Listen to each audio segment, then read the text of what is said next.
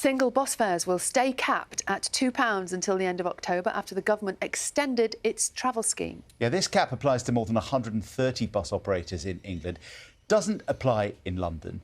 It's part of measures to ease the cost of living on passengers and to encourage people to use buses. But the industry is warning it won't be enough to prevent further cuts to services. Here's our transport correspondent Katie Austin.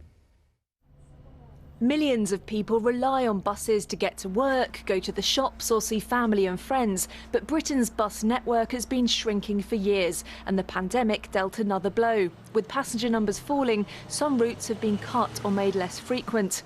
The government has already provided about £2 billion to try and keep services running. And since January, it's paid for single bus fares to be capped at £2 in many parts of England. That was all due to finish at the end of June. Now £200 million will be put towards keeping the £2 fares until the end of October and a cap of £2.50 for a further year. And bus users right across the country, fare caps really help them, particularly on those longer journeys where they're perhaps commuting from town to town over some distance. Those capping fares really helps people with their cost of living, and that's what I want to see. I want to see that cost of living reduced for them, and also those opportunities there for people as well, particularly younger people, people in lower paid work who have to commute over a long distance by bus. That's what this is there for. The industry predicted 1 in 7 services in England could have been axed if financial support stopped altogether. And MPs have previously warned the government's strategy to make buses better needed more funding. Today, £300 million was also announced to help protect at-risk services and towards improvements.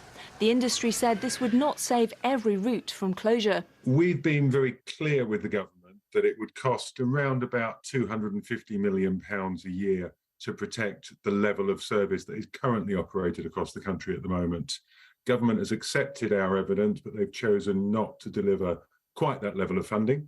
So we need to work with what we've got, and what my members will be doing today is sitting down with their partners in local authorities across the country and making sure that we apply the money that is available to deliver the best possible service to our passengers and to continue to put on the vast majority of routes that they rely on to do their daily journeys to work, to school, to college, to shopping or to medical appointments, as the case may be.